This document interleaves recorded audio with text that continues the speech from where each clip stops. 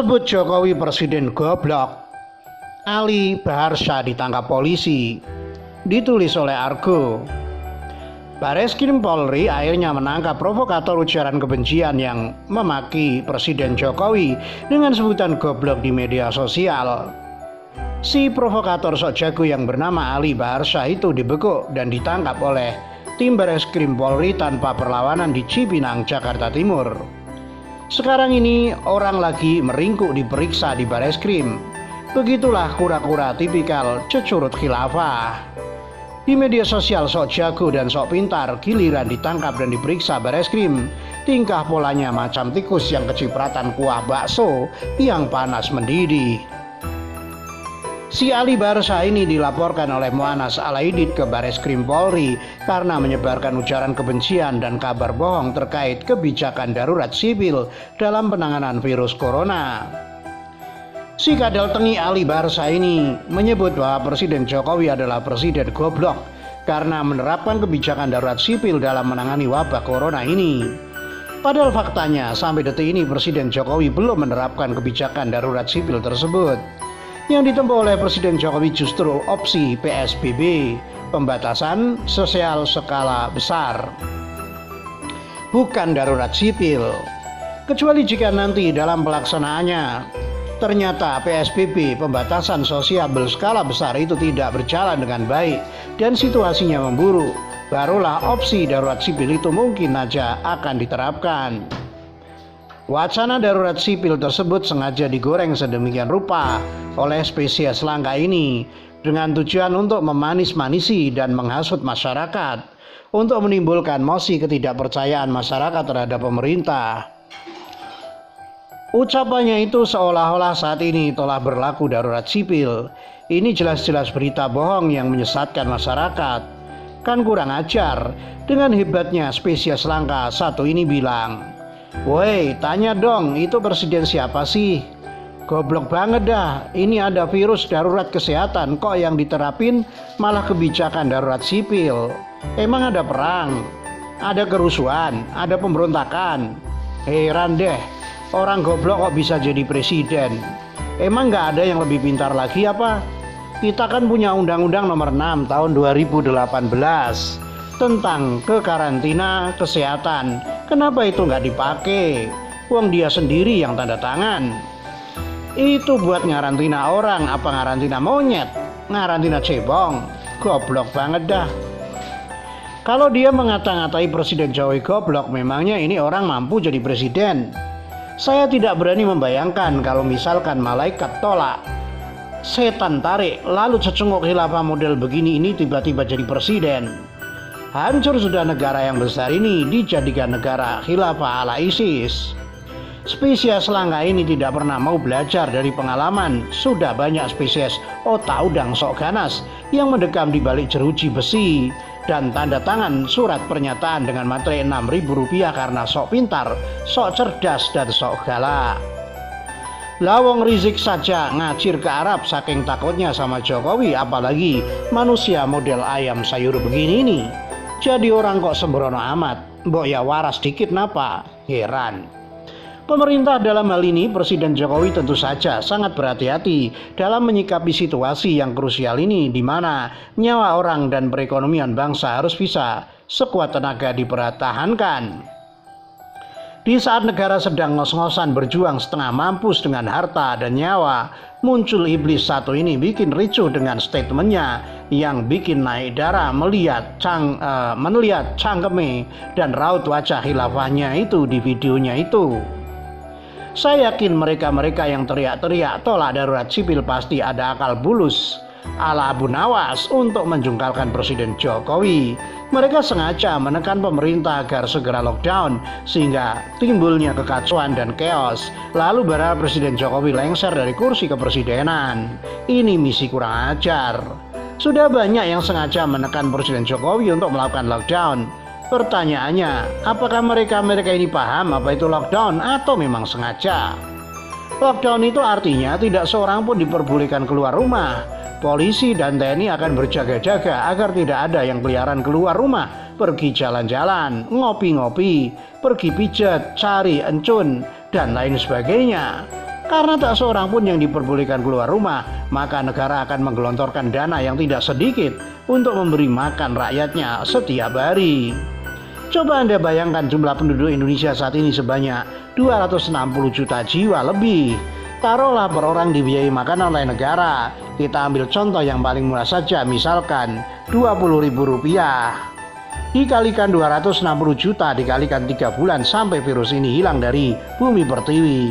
Silakan Anda menghitungnya sendiri karena kalkulator handphone saya tidak sanggup menghitungnya. Itu belum termasuk biaya listrik, air, merawat orang sakit, lansia, dan lain sebagainya. Yang jelas APBN akan ludes dan habis hanya dalam tempo beberapa hari saja. Selanjutnya negara sudah tidak punya uang lagi untuk memberi makan 260 juta lebih orang.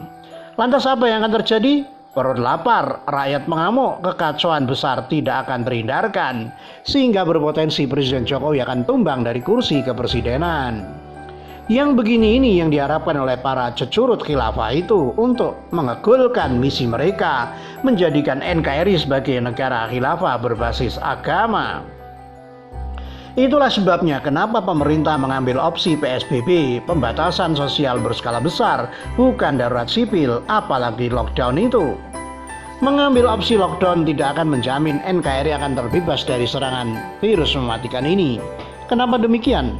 Karena jika dibandingkan hasil lockdown di luar negeri, apakah berhasil? Tidak, India kacau. Jutaan rakyatnya memberontak dengan jalan kaki ratusan kilometer jauhnya untuk pulang ke kampung halaman mereka. Penderita positif virus corona di India tidak sebanding dengan penderita pantat bengkak karena dihajar cambuk oleh polisi India.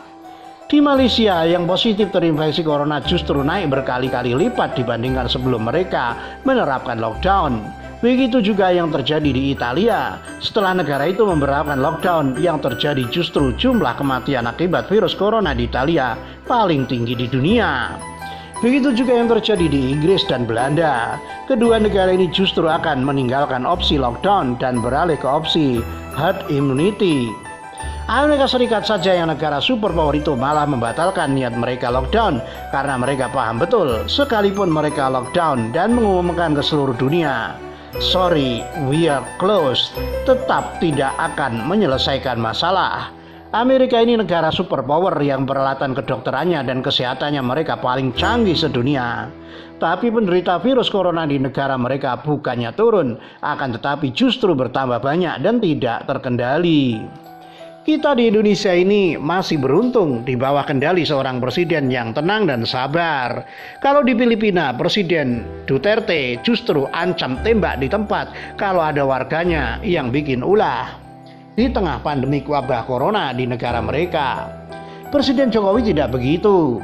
Beliau justru menyiapkan rumah sakit khusus untuk menangani penderita corona di Batam hanya dalam tempo beberapa hari saja. Presiden Jokowi juga menjamin ketersediaan logistik dan membebaskan importir untuk mengimpor kebutuhan pokok, membeli obat-obatan, mendatangkan alat-alat kesehatan, dan mengupayakan ketersediaan APD untuk para tenaga medis dalam menangani pasien corona di negara kita yang tercinta ini. Presiden Jokowi juga memberikan bantuan untuk pemegang kartu sembako, mempercepat bantuan transfer kepada pemegang program Keluarga Harapan, menunda dan meringankan pembayaran kredit cicilan kendaraan dan kredit para pengusaha UKM, serta memberikan bonus bulanan kepada dokter dan para tenaga medis. Presiden Jokowi juga mengupayakan menambahkan alokasi belanja dan pembiayaan dalam APBN 2020 sebesar 405,1 triliun untuk menangani wabah virus corona ini. Alokasi dana itu diterbitkan dengan Perpu Kebijakan Keuangan Negara dan Stabilitas Sistem Keuangan. Anggaran-anggaran tersebut digelontorkan Presiden Jokowi untuk membiayai program pemulihan ekonomi nasional, subsidi listrik, intensif perpajakan, dan stimulus KUR, termasuk namun tidak terbatas restrukturisasi kredit dan penjaminan serta pembiayaan untuk UMKM dan dunia usaha untuk menjaga daya tahan dan pemulihan ekonomi. Selain itu, anggaran tersebut juga termasuk dalam pembiayaan di bidang kesehatan meliputi perlindungan tenaga kerja, pembelian alat kesehatan, perbaikan fasilitas kesehatan, serta insentif para dokter. Presiden Jokowi telah babak belur berkorban habis-habisan untuk menyelamatkan bangsa yang besar ini karena serangan virus yang mematikan ini bukan hanya berdampak pada masalah kesehatan saja, akan tetapi juga kepada masalah kemanusiaan yang berdampak pada aspek sosial, ekonomi, dan perekonomian negara. Itulah langkah-langkah konkret Presiden Jokowi selama ini. Masih kurang apa lagi upaya pemerintah? Coba, kok dikatain Presiden goblok?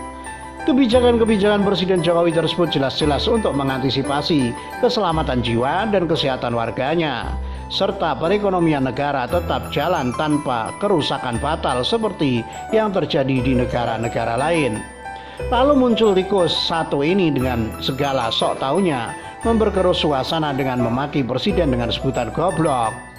Dalam situasi seperti ini bukannya berdoa supaya terhindar dari virus corona agar tidak membebani pemerintah dan para medis yang saat ini tengah berjuang bertarung nyawa, malah dengan entengnya seenak udel dan bacotnya itu memaki Presiden Jokowi dengan sebutan goblok. Presiden Jokowi dan jajarannya telah berjuang keras menangani wabah ini. Ini orang bilang goblok, punya TV di rumah mabuk ya ditonton. Jangan hanya nonton bokep saja. Mencela tidak akan membuat kondisi lebih baik. Yang dibutuhkan masyarakat saat ini adalah hidup aman, damai, dan terhindar dari serangan virus yang mematikan itu. Rakyat tidak butuh ocehan dagang obat ala khilafah pedagang Madagaskar. Sudah, itu saja. Kura-kura begitu, ditulis oleh